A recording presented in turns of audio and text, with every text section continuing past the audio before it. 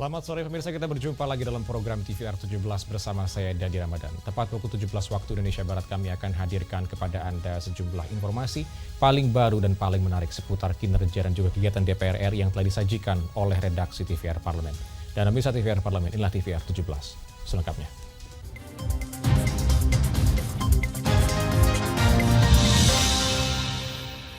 Pemirsa, pada rapat dengar pendapat Pansus Haji dengan Irjen Kementerian Agama dan Direktur Bina Haji Khusus, Ketua Pansus Angket Haji DPR RI temukan adanya jemaah haji 0 tahun yang sudah dapat berangkat yang bertentangan dengan pernyataan Dirjen Kementerian Agama terkait keberangkatan sesuai dengan standar ketentuan. Setelah menggali informasi dari Irjen Kemenak dan Direktur Bina Haji Khusus, Pansus Haji DPR RI menyoroti dugaan adanya penyalahgunaan kuota haji khusus dan banyaknya unsur pelanggaran etika dan regulasi terkait mekanisme penyelenggaraan ibadah haji.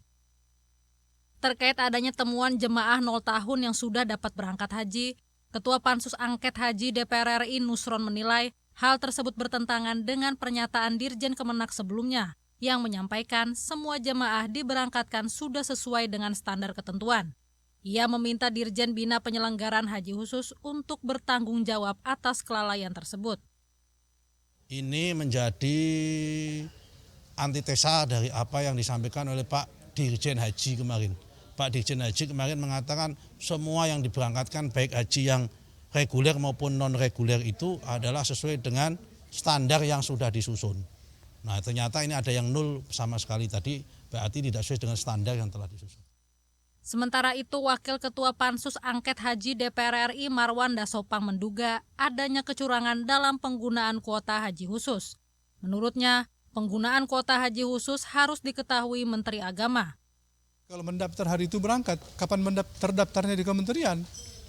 Nah ini perlu kita usut dengan baik. Ini kan menjadi prinsip keadilan, luar biasa dampaknya. Orang menunggu 40 tahun, 48 tahun, tiba-tiba dikasih ke jamaah haji khusus. Ternyata yang berangkat itu 0 tahun. Helmi dan Rian, TVR Parlemen melaporkan. Kita beralih ke informasi selanjutnya, pemirsa. Di sini Wakil Ketua Komisi 5 DPR RI meminta anggaran Kementerian PUPR tahun 2025 didistribusikan terhadap program-program pembangunan infrastruktur yang berdampak langsung terhadap masyarakat. Wakil Ketua Komisi 5 DPR RI Robert Rau meminta pemerintah fokus terhadap program-program pembangunan infrastruktur yang berdampak langsung terhadap masyarakat. Menurutnya, anggaran Kementerian PUPR tahun anggaran 2025 sebaiknya tidak hanya fokus terhadap pembangunan IKN. Robert Rau mengatakan ambisi Presiden Joko Widodo terhadap pembangunan IKN sudah menguras banyak anggaran, khususnya pasca perayaan HUT RI ke-79 di IKN. Anggaran Kementerian PUPR tahun 2025 sebaiknya mulai didistribusikan untuk program pembangunan infrastruktur yang berdampak langsung terhadap masyarakat. Saya kira semangat Presiden Jokowi sudah bisa kami tampung dan itu sudah terlaksana, bahwa IKN sudah bisa berjalan sesuai dengan tekad dari Pak Saudara Presiden, dan itu sudah dilakukan dan sudah berjalan. Upacara 17-an itu dilakukan di IKN, ya kan? Maka ke depan apakah itu mendesak lagi untuk yang lain-lain? Saya kira kan kita harus lihat, pilah-pilah dulu, ya kan?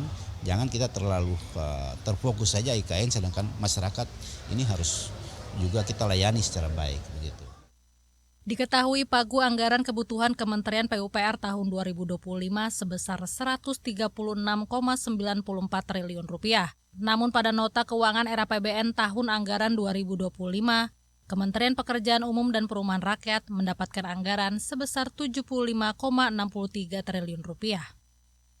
Panji dan Yoga, TVR Parlemen melaporkan.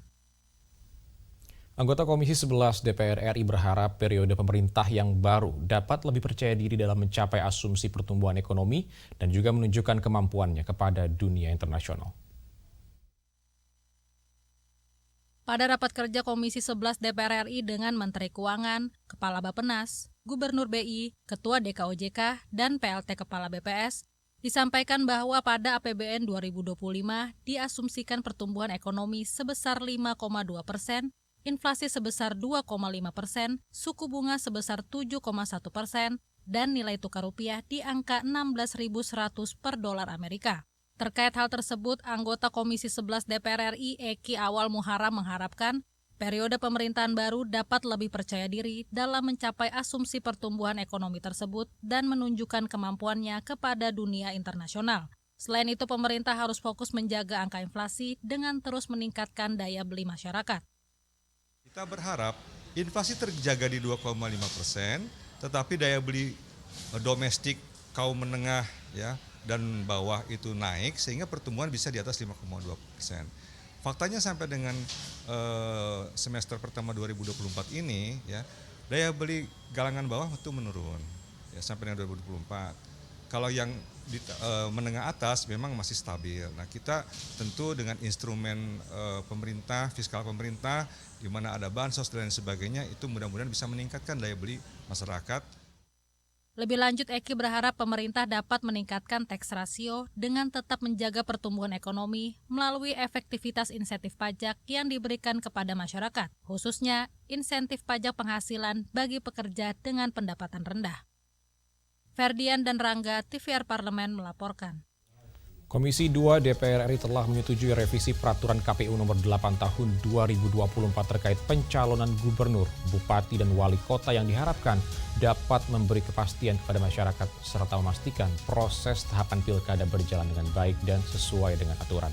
Kami akan hadirkan informasinya saat lagi, untuk itu jangan kemana-mana. Tetaplah bersama kami di TVR 17.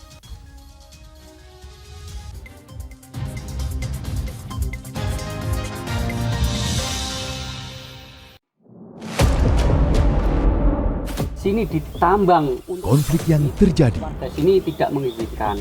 masalah yang tersisihkan menjadi kesenjangan sosial. Ya namanya rakyat kecil gak bisa apa-apa, mau komplain juga gak didengar. Sebab apa? Itu menyangkut isi perut kami semua. Bagaimana memutus keterbatasan untuk didengar? Jadi kalau misalnya masyarakat sudah merasa tidak lagi ada yang memperjuangkan aspirasinya, maka masyarakat memang sangat berhak untuk meminta dewan yang mewakili mereka di parlemen. Kami menyusuri batas-batas peristiwa, mengurai berbagai polemik yang terjadi, meluruhkan suara-suara marginal, menjadi nyata dalam setiap aspirasi, melaksanakan tugasnya sebagai wakil rakyat. Saksikan Aksi Dewan setiap hari Senin dan Rabu pukul 10.30 waktu Indonesia Barat, hanya di TVR Parlemen. Selama hampir 8 dekade, DPR RI berperan krusial dalam membangun demokrasi demi kemajuan bangsa. Di semarak Hari Ulang Tahun DPR RI, TVR Parlemen menghadirkan talkshow spesial 79 tahun DPR RI dengan tema DPR Perkuat Persatuan dan Gotong Royong Menuju Indonesia Sejahtera. Pada hari Kamis, 29 Agustus 2024 pukul 8.30 waktu Indonesia Barat. Menggali lebih dalam mengenai peran DPR RI menyuarakan aspirasi demi menyongsong Indonesia sejahtera. Langsung bersama anggota Dewan dan pengamat politik, kami hadirkan untuk Anda. Semua telah kami rangkum untuk memperingati perayaan ulang tahun DPR RI ke-79 hanya di TVR Parlemen.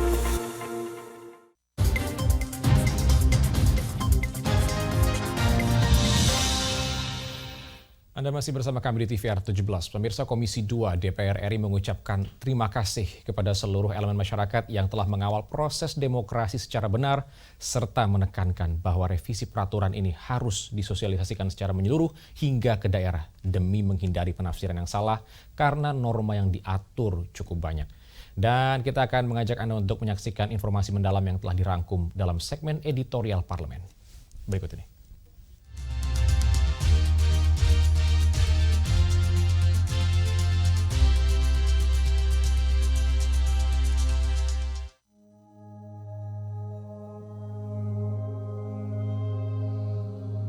Dengan Pilkada serentak 2024 yang semakin dekat, urgensi untuk memperbarui dan menyempurnakan aturan pemilihan menjadi semakin mendesak.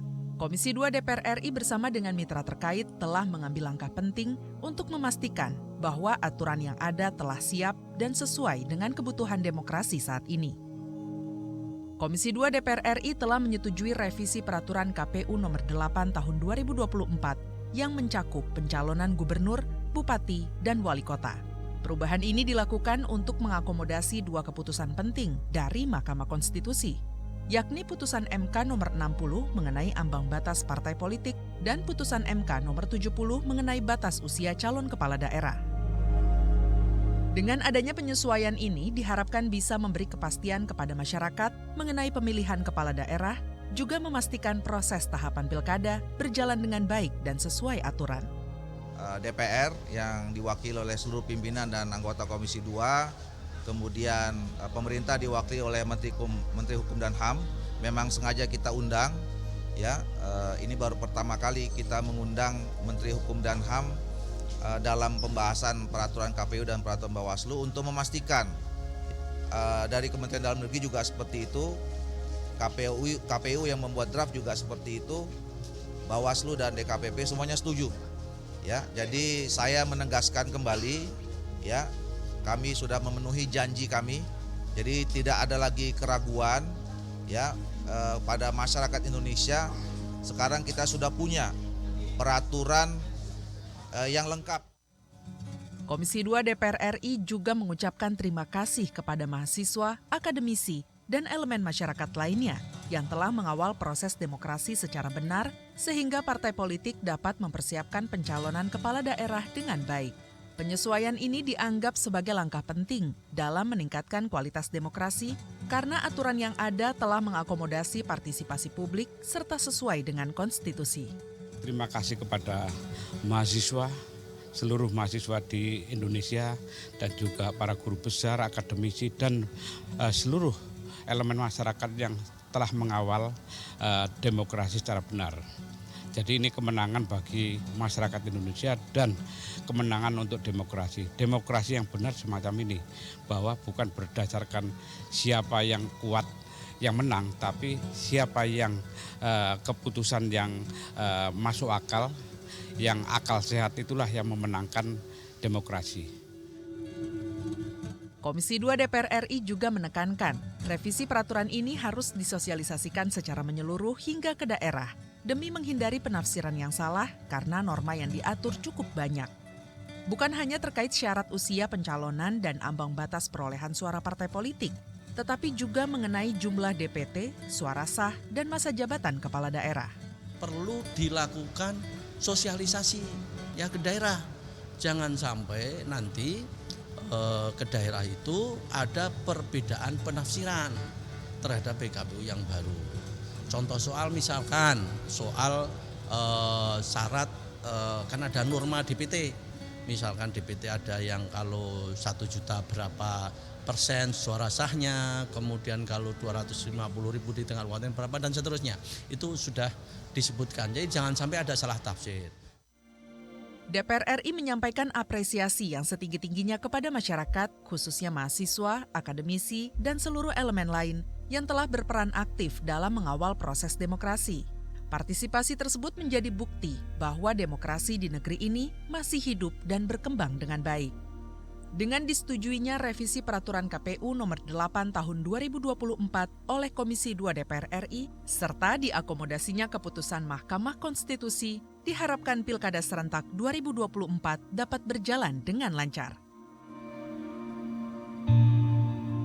Mari kita bersama-sama terus mengawal jalannya demokrasi ini, sehingga cita-cita untuk mewujudkan pemerintahan yang baik dan berpihak pada rakyat dapat tercapai.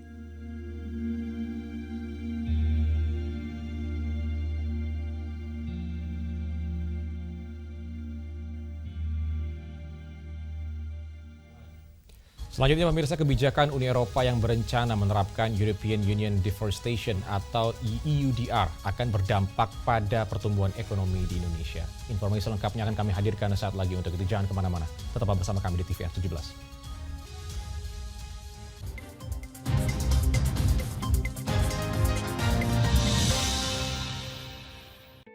Selamat datang di Biro Pemberitaan Parlemen. Anda memasuki kawasan zona integritas menuju wilayah bebas dari korupsi atau WBK dan wilayah birokrasi bersih dan melayani atau WBBM.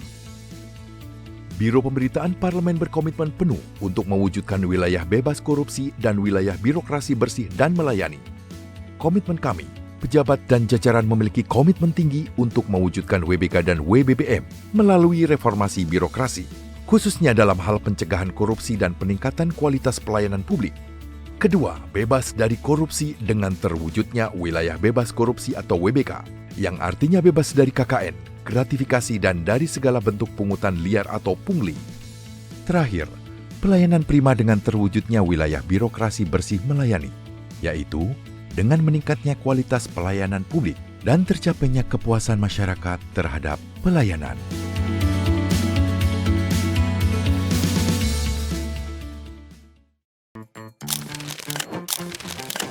Halo, mahasiswa Universitas Brawijaya, DPR Parlemen mencari bakat baru untuk mengisi posisi presenter. Kami mengajak kamu semuanya, teman-teman mahasiswa Universitas Brawijaya, untuk ikut casting dan menjadi bagian dari keluarga besar DPR Parlemen. Sebagai presenter TVR, kamu akan berperan dalam menyampaikan berbagai informasi penting tentang keparlemenan, menjadi suara bagi masyarakat. Apakah kalian, teman-teman mahasiswa yang kita cari? Bergabunglah bersama kami di TVR Parlemen menjadi bagian dari referensi Indonesia. Jelali, Melo, ayo, KP Melo.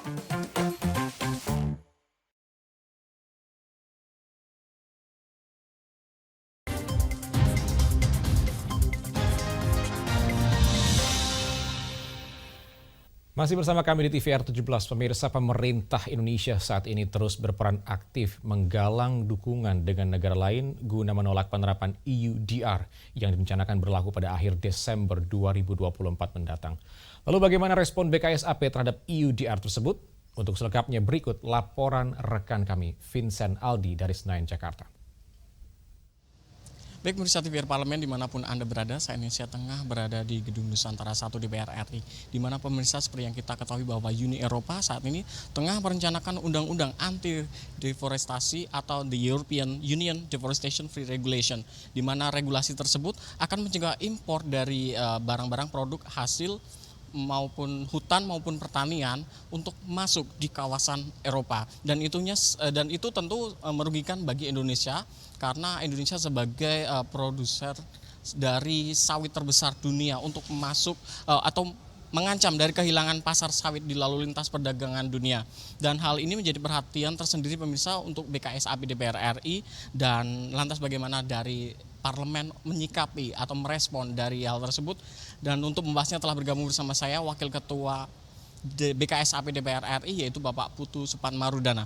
Pak, bagaimana Pak sikap dari BKSAP terkait aturan undang-undang anti deforestasi ini Pak ke depan? Jadi memang kalau kita engagement kita dengan Parlemen Eropa itu betul-betul sudah kita lakukan secara komprehensif. Bahkan ada satu framework yaitu Indonesian European Parliament dalam format interparliamentary meeting yang dilakukan setiap tahunnya. Dan kami saya sendiri cukup beruntung bisa engage langsung dengan Parlemen Eropa. Yang pertama adalah parlemen yang langsung menangani ASEAN atau DASE istilahnya di situ, dan itu oleh Daniel Kaspari, dan kami selalu berkomunikasi untuk membahas berbagai isu, salah satunya menyangkut palm oil kita atau minyak sawit kita, yang kedua tentang isu raw material nikel ore kita. Kedua dari Komite Perdagangan itu ada Bernard Lange, Parlemen Eropa, dia ketuanya, juga kami selalu engage untuk membahas ini. Dan ketiga ada untuk Komite Luar Negerinya, Komisi Luar Negerinya dia namanya McAllister. Kami juga selalu berkomunikasi dengan dia. Ketiganya ini sangat mendukung posisi Indonesia untuk memastikan pertama agar segera terwujudnya Indonesia EU-SEPA, Indonesia European Union Comprehensive Economic Partnership Agreement, yang memang sekarang dalam pembahasan negosiasi oleh pemerintah kita dengan mereka. Bahkan kami berkomitmen di Parlemen sudah siap untuk meratifikasi, kami di Komisi 6 dan Parlemen Eropa pun sama. Nah tentu kita mendorong pemerintah agar mempercepat proses negosiasi ini antara Indonesia dengan European Union untuk membahas agar SEPA ini bisa segera terwujud. Nah, untuk isu ini memang kita ketahui kita mengalami tantangan. Ada namanya EU Green Deal yang memang dimiliki oleh European Union, Dan memang European Union ini memang menginginkan agar semua produk yang masuk ke Uni Eropa itu harus green dalam konsepnya. Tentu kita sudah sampai ke WTO, sampai ke WTO. Memang dispute body-nya sekarang memang masih beku, sehingga muncullah ide dari European Commission untuk menerapkan EUDR atau European Union Deforestation Regulation. Nah tentu kita memang tidak setuju dari awal. Penerapan ini justru akan sepihak oleh Uni Eropa. Tidak boleh, harus ada badan seperti WTO, World Trade Organization, yang memutuskan, tidak boleh sepihak seperti ini. Nah tentu kita berharap pertama dengan bahasa yang soft, yaitu mereka melakukan penundaan sampai dispute body di WTO ini bisa segera berproses untuk membahas dispute tentang banding daripada protes kita yang kita sempat kalah di WTO. Tapi kita berharap tentu dengan engagement terus yang kita lakukan dengan European Parliament, BKSAP pada posisi untuk mendorong European Parliament, untuk mendorong European Commission untuk memastikan bahwa dalam keputusan mereka juga tidak merugikan Indonesia. Dan kita berharap, dan mereka seharusnya sangat clear ya, bahwa kita ingin dan produk sawit kita sudah sustainable sekarang. Nah tentu kita ingin memastikan bahwa produk kita agar segera bisa diekspor ke berbagai negara, ya tentu salah satunya di Uni Eropa.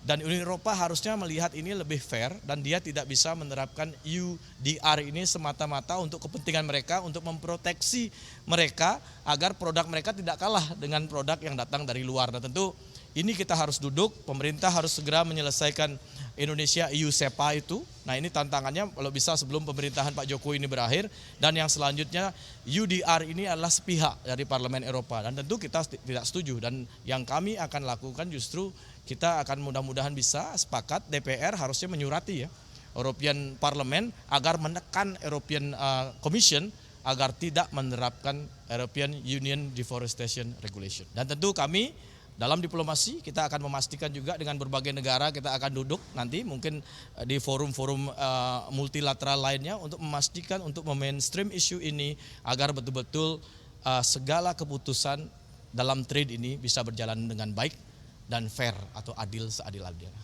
Terima kasih Bapak atas kesediaan dan waktunya.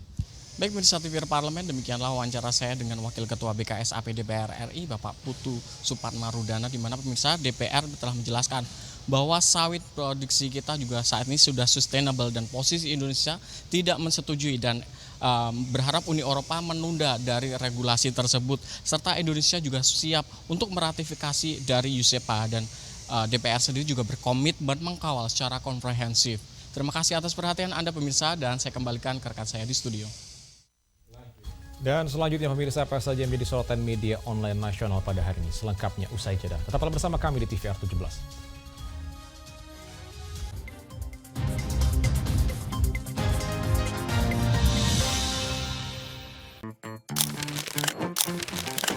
Halo, mahasiswa Universitas Brawijaya, DPR Parlemen mencari bakat baru untuk mengisi posisi presenter. Kami mengajak kamu semuanya, teman-teman mahasiswa Universitas Brawijaya, untuk ikut casting dan menjadi bagian dari keluarga besar DPR Parlemen. Sebagai presenter TVR, kamu akan berperan dalam menyampaikan berbagai informasi penting tentang keparlemenan, menjadi suara bagi masyarakat. Apakah kalian, teman-teman mahasiswa yang kita cari? Bergabunglah bersama kami di TVR Parlemen menjadi bagian dari referensi Indonesia. Kecuali Melo, ayo, KP Melo.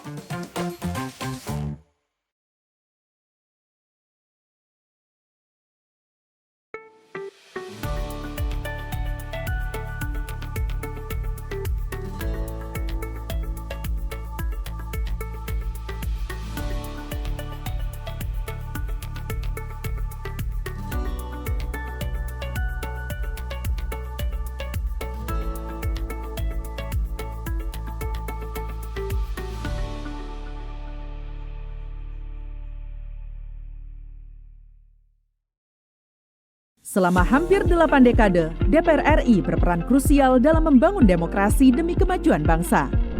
Di semarak Hari Ulang Tahun DPR RI, TVR Parlemen menghadirkan talkshow spesial 79 tahun DPR RI dengan tema DPR Perkuat Persatuan dan Gotong Royong Menuju Indonesia Sejahtera. pada hari Kamis 29 Agustus 2024 pukul 8.30 waktu Indonesia Barat. Menggali lebih dalam mengenai peran DPR RI menyuarakan aspirasi demi menyongsong Indonesia sejahtera. Langsung bersama anggota Dewan dan pengamat politik, kami hadirkan untuk Anda. Semua telah kami rangkum untuk memperingati perayaan ulang tahun DPR RI ke-79 hanya di TVR Parlemen.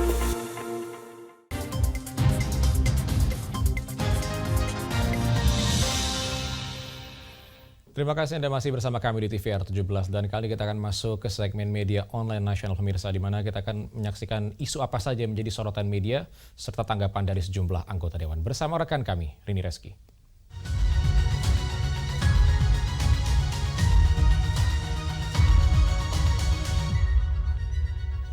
Terima kasih rekan Dadi dan selamat sore pemirsa. Kita masuk ke berita pertama yang tentunya menjadi headline di media online pada hari ini mengenai Komisi 2 DPR RI yang merevisi PKPU, ambil utuh putusan Mahkamah Konstitusi dan kembalikan marwah DPR RI. Kita lihat di layar kaca pemirsa. Dan di sini anggota Komisi 2 DPR RI yaitu Gus Pardikaus menilai persetujuan revisi PKPU yang mengambil secara utuh isi putusan Mahkamah Konstitusi telah mengembalikan marwah DPR RI.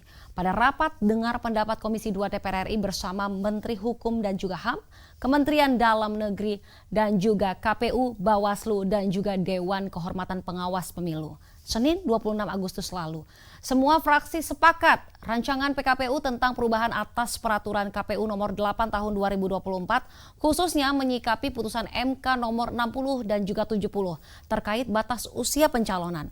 Disepakati PKPU tersebut, maka semua partai politik dan juga gabungan partai politik baik yang mempunyai kursi maupun yang tidak mempunyai kursi di DPRD juga dapat mengusung calon kepala daerah asalkan memenuhi klasifikasi ambang batas yang ditetapkan. Batas usia 30 tahun bagi calon gubernur dan juga wakil gubernur, serta 25 tahun untuk calon bupati dan wakil bupati atau wali kota dan juga wakil wali kota. Dihitung sejak penetapan pasangan calon. Kita beralih ke berita selanjutnya yang juga menjadi headline di media online, yaitu mengenai Diaroro yang mempertanyakan kesiapan Kemenperin mitigasi potensi bencana gempa megatrust. Kita lihat kembali pemirsa. Dan di sini anggota Komisi 7 DPR RI, yaitu Diaroro Esti, mempertanyakan kesiapan Kementerian Perindustrian dalam menghadapi potensi gempa megatrust yang diprediksi akan terjadi di tahun 2024 ini. Tentunya di sini Kemenperin diminta memiliki sistem mitigasi bencana yang baik sehingga industri dapat terhindar dari konsekuensi negatif akibat adanya gempa megatrust tersebut. Sebagaimana diketahui pemirsa, isu gempa megatrust diketahui telah diprediksi oleh Badan Meteorologi, Klimatologi dan juga Geofisika beberapa waktu yang lalu yang berada di dua zona yakni megatrust Selat Sunda dan juga megatrust Mentawai, Siberut. Di sini masyarakat diharapkan untuk bersiap menghadapi potensi dan juga efek terjadinya gempa megatrust di Indonesia, termasuk perindustrian. Dan pemirsa, itu tadi headline di media online pada hari ini yang saya sampaikan terkait dengan Komisi 2 DPR RI tentang revisi PKPU, ambil utuh keputusan Mahkamah Konstitusi dan juga kembalikan marwah DPR RI. Serta Diaroro yang mempertanyakan kesiapan Kemenperin untuk mitigasi potensi bencana gempa megatrust. Sekian dari saya Rini Reski, kembali ke rekan Dadi. Terima kasih, selamat sore.